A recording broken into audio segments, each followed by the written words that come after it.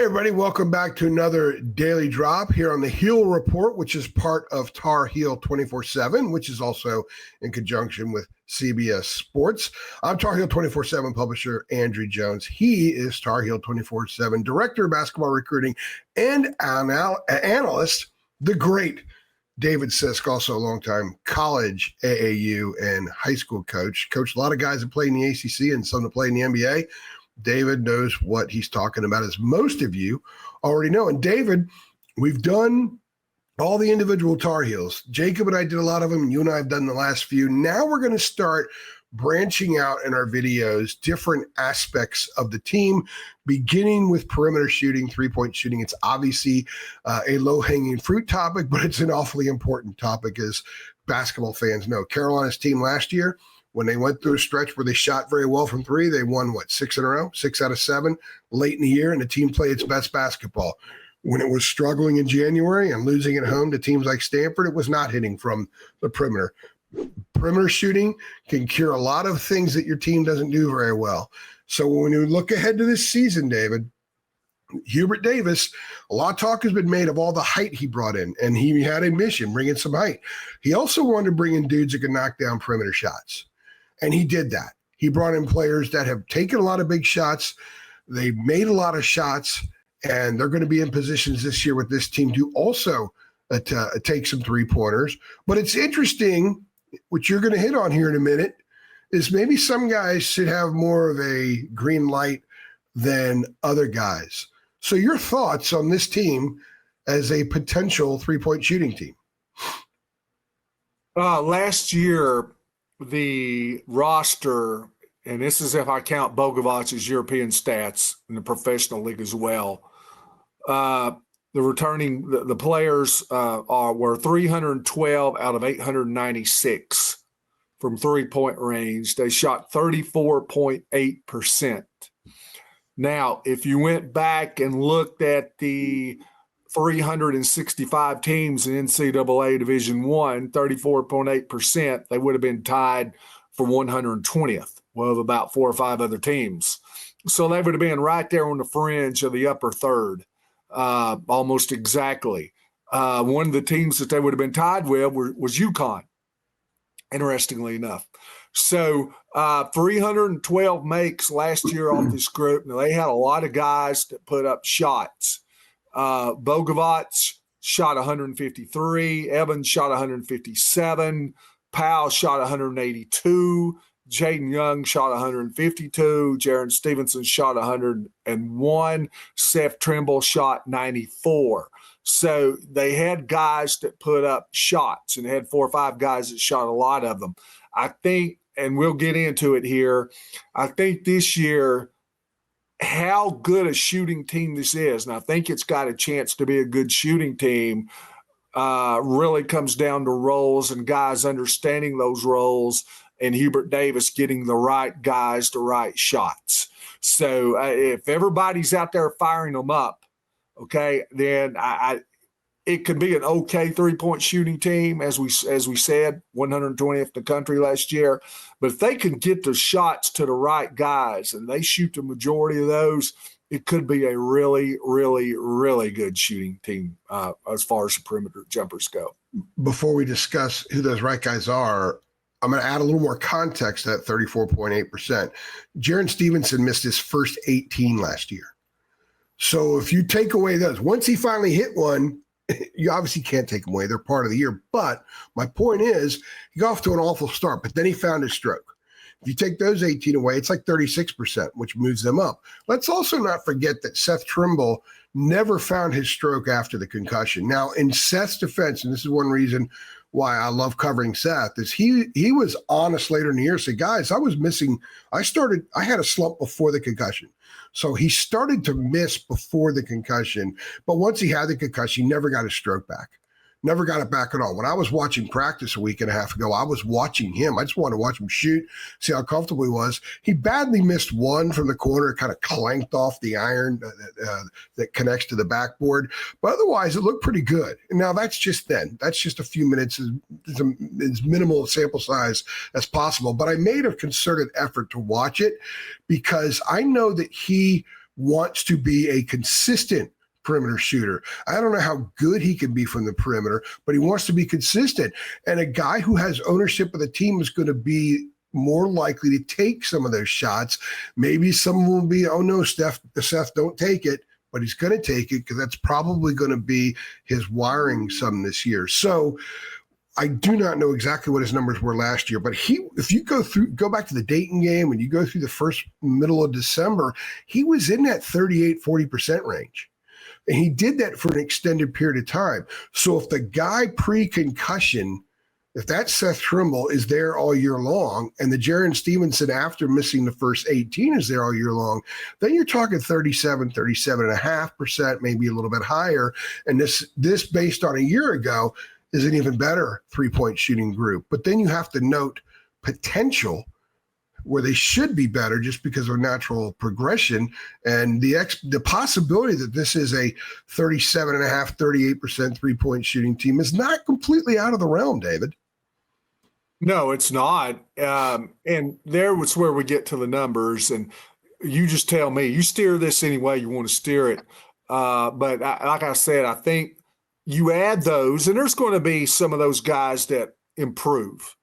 And that just goes to show with practice and things like that, every college coach feels like with development that they can improve an individual shooting. But like you said, with Trimble, you take that into effect, yes, you can definitely raise it up. But like I said, I feel like not everyone having the absolute green light is going to be a big factor.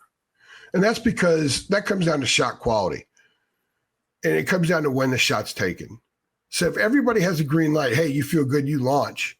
And maybe Hubert is going to say that, but you can say you got the green light if it's this kind of shot. And I think that sometimes that's the hardest thing for a coach to communicate to his players and then get them to follow up on it, especially when you got a lot of guys who are confident. Jonathan Powell told us he's the best three-point shooter in the country. Kyan Evans thinks he's the best three-point shooter in the country. Derek Dixon thinks he can knock him down as a freshman. Jaden Young thinks he can knock him down. You go back and look at when Virginia Tech played Miami and Boston College last year. He's knocking them down. Go look at some of the threes that Mike Young drew up for him late in the season last year. He can knock it down. Henry can knock him down. Feels like he can knock down a higher percentage than he did last year. Jaron Stevens has got to be thinking that.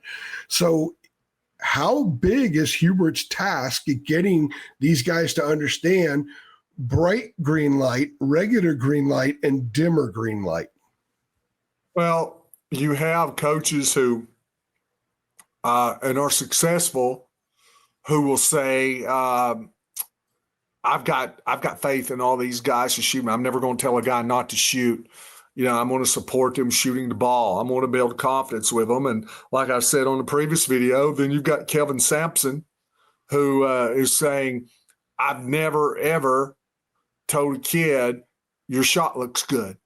He said, the last thing I want to do is build a shooter's confidence or a player's shooting confidence. He said, because what happens, you end up with a bunch of guys that can't shoot, that thinks they can if you do that. Yeah. So he said, I never do that. So it comes down to philosophy.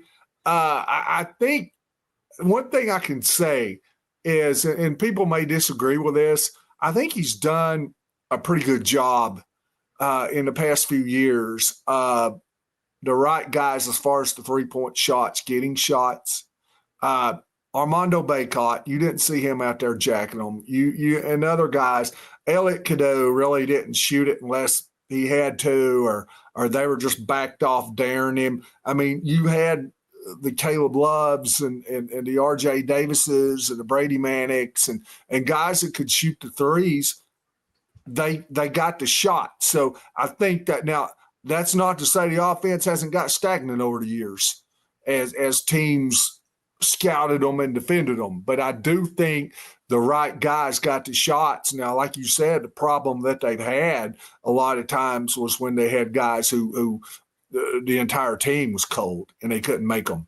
And then it gets a lot easier to defend. But I think the guys are going to kind of know their roles, hopefully, and I'll kind of understand that, because this is not a young team. It's an experienced team. You're not trotting out a bunch of high school freshmen. So they should have a pretty idea of what they can do, what they can't do. Yeah, and to your point about the 2022, when they made the run, they completely understood that. Once Brady was fully assimilated as a starter, and the rest of the guys knew that, hey, Brady Bird could knock him down, which is what Caleb always said. Brady Bird could knock it down. You had three guys out there that could shoot. Now, they all weren't on at the same time, but it seemed like one of them was always hot. Mm-hmm. So with this, and they only had three. Leaky wasn't launching. Obviously, Armando wasn't launching, and it was the Iron Five. That was it. What intrigues me about this group as a perimeter shooting team is there's a lot of dudes there. Last year, man, they tried running RJ off screens and tried to just get RJ shots because they needed RJ to get going. Sometimes you have this team where a coach has to do whatever he possibly can to get a guy going. I think this year it looks like the kind of group that you don't have to overly work hard to get a guy going, that with enough dudes that are going to be playing and in the rotation and logging minutes, that a couple of them should be on. Three of them may be off at a night, but if two of them are on, that's a game changer for a lot of teams. And then so that's why I think playing time is going to fluctuate for some guys. And a lot of it's going to be based on who's hitting, who's not, who's defending, who's not, who's rebounding, who's not. The three obviously huge things we're going to talk about leading up to the season, but this is one of them.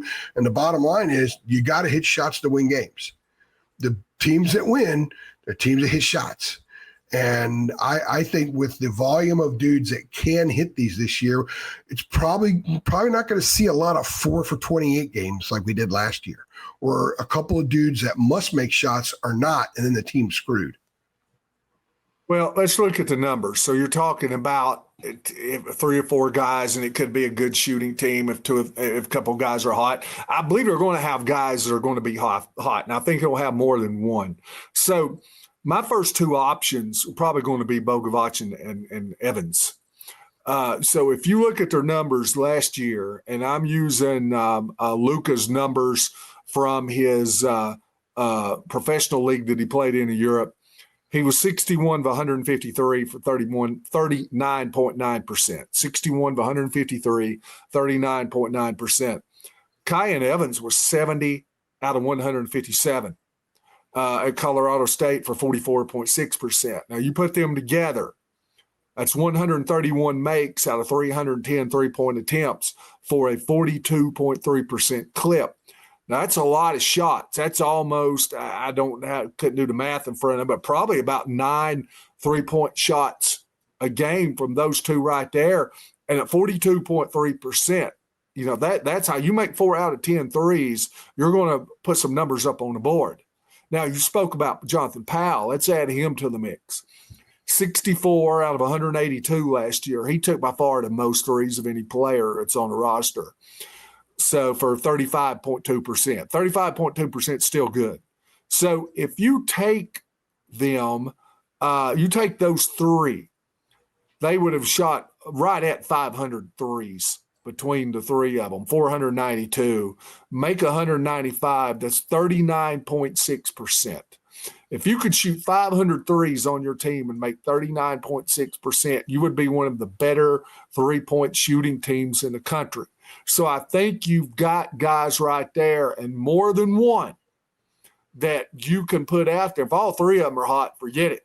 So you've got three guys right there who can go out and make shots.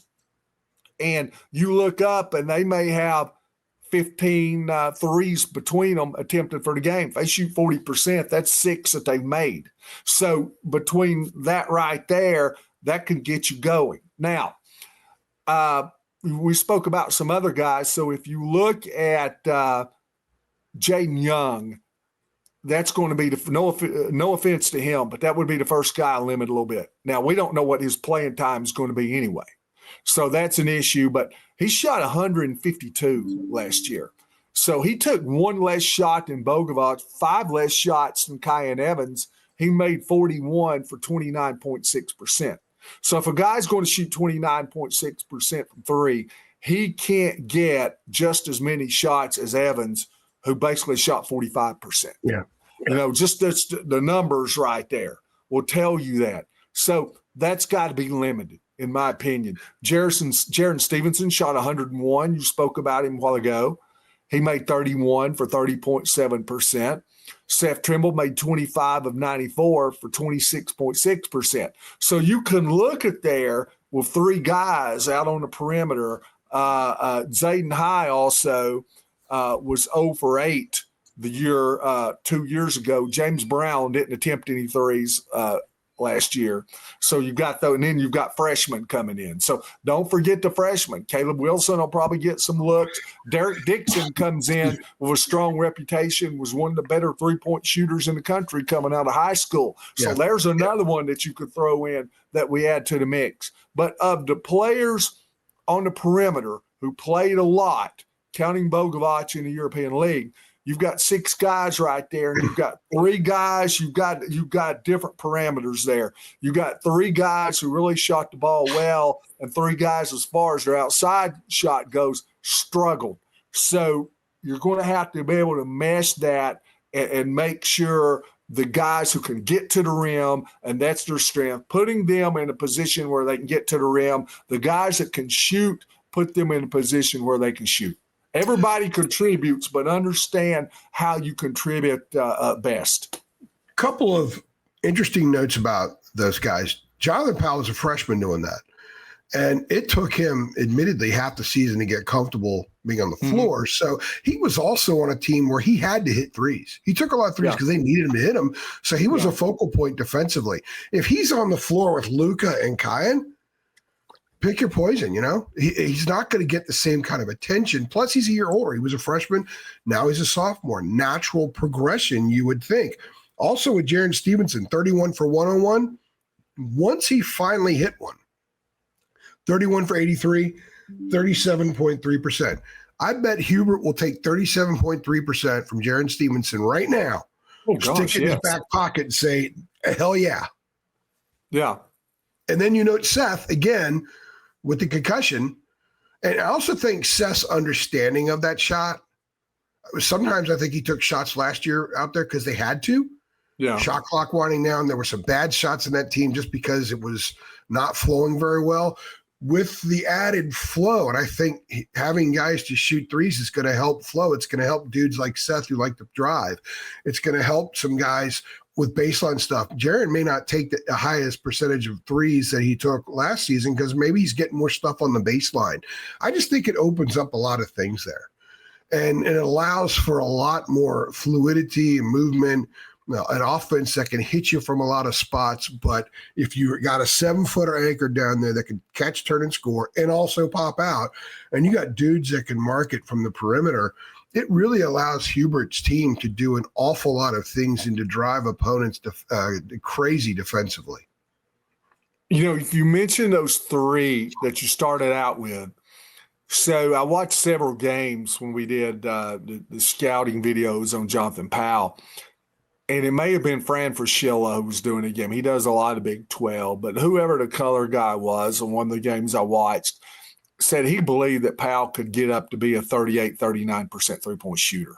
Yeah. So you have that. And there's no reason he can't. He's got good form. A lot of shots that didn't go in. Like I said, a lot of times I think he just jumps too high. Than he has to, or he turns his body. He's trying to put too much into it, and just instead of just making that smooth, controlled leap. And I think that's got a lot to do with it. Stevenson is in a better spot for him. We've spoken about this because the Nate Oates offensive philosophy is either the 3 or he gets to the rim. Now, I've spoken to his dad about this, and his dad's in agreement. I watched Jaron all the way through high school, and I said, look, his strength's mid-range. He's got one of the best mid-range games for a guy that size that you'll find, but that's discouraged under the Nate Oates system. It's either you get to the rim or you shoot the 3. So I think he's going to be able to get back to where he's most comfortable, and that's 10 to 15 feet. And then, like you said, with Trimble, watching Trimble in the scrimmages, he's just under control. He looks like a guy in his 4th year. So if he's got a good shot, he's going to take it. He's not going to shoot bad shots. He just looks to me like a guy who has it totally under control, and the game is slowed down for him to where he can do what he wants to do. So I think they're all three probably in better situations in this roster than the one they came out with from. And Stevenson played on a really good roster. But I think for the things that they will be allowed to do and can do and playing into what they do best, they're probably all three in a better situation. Agree 100%. Even with Evans, and you mentioned the volume of shots, that's discounted. That's including the fact that he didn't start the first 10 games of the year for Colorado State. Yeah. And then Nico Medved is a really good coach. He's in Minnesota now. Then realized I got to make a change. He put him in there, and that team took off. And one of the reasons it took off because he immediately played with confidence. I mean, the confidence was there.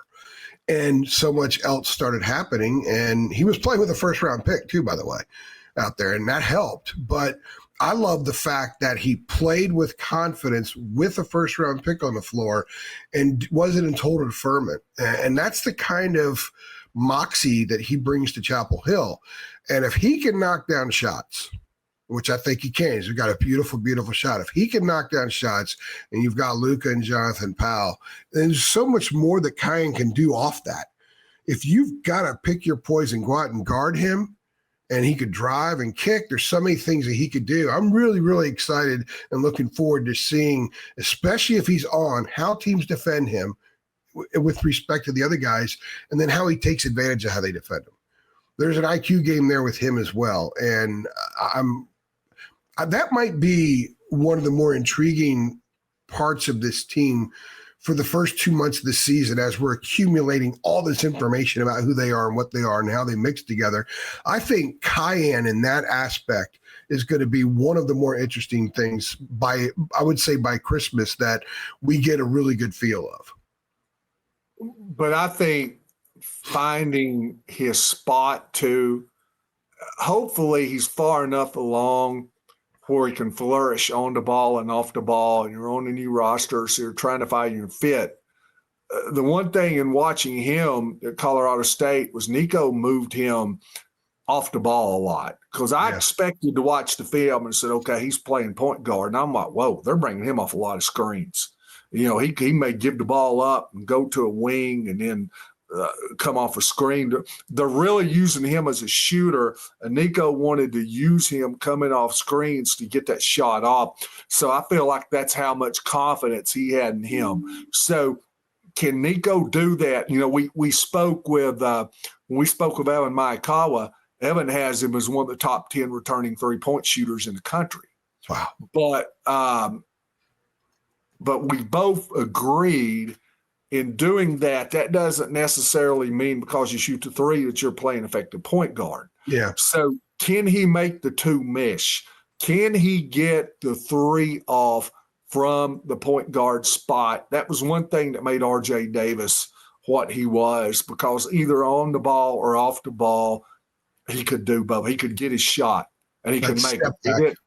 It didn't matter. He made as many threes off of dribbles as he did off the catch, it seems. Yeah. Not everybody can do that, but he's had experience playing both spots. So that's the positive. This is not his first rodeo.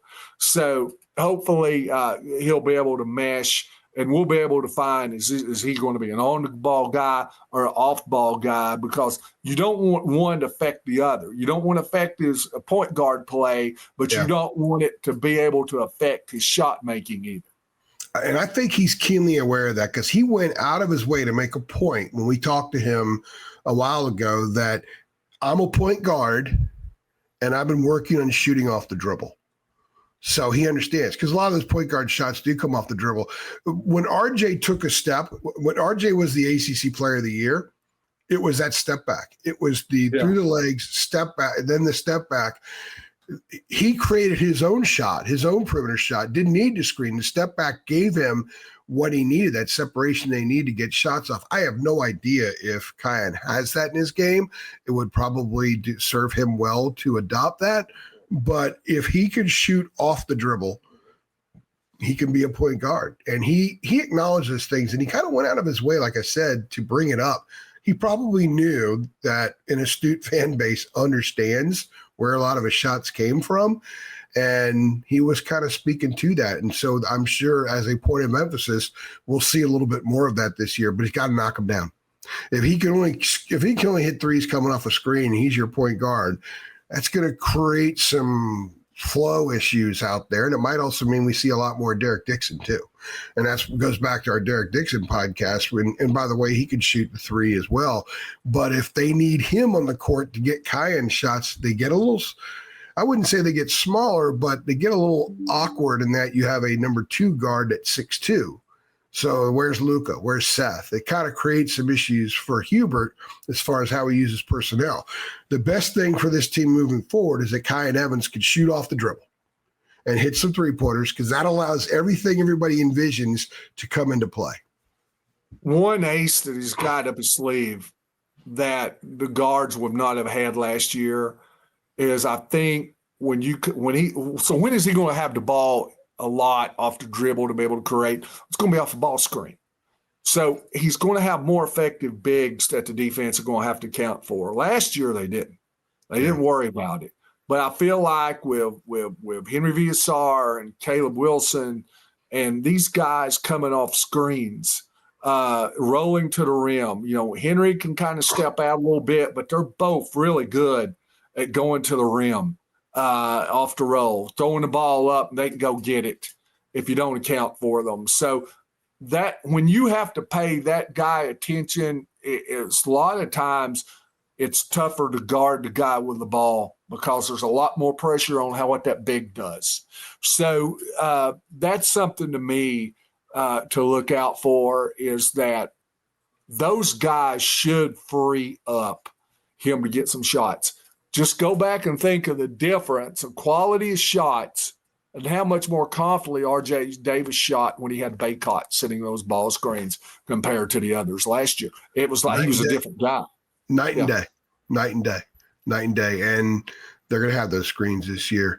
If you guys are excited about the Carolina Tar Heels perimeter shooting this year, talk about it. Let us know. Drop some thoughts in the comments section. Who do you think is going to be the leading three-point shooter? Made threes, percentage. And what do you think about Jonathan Powell? What do you think about Kiyan Evans, especially Kiyan? I'm really curious to know what people expect from him as a perimeter shooter this year. And remember, guys, if you have not subscribed to our channel, it's free. Go ahead and subscribe right now. Like this video and share it. Let all your Tar Heel friends know that we are here, and also at TarHeel247.com. We are all over it.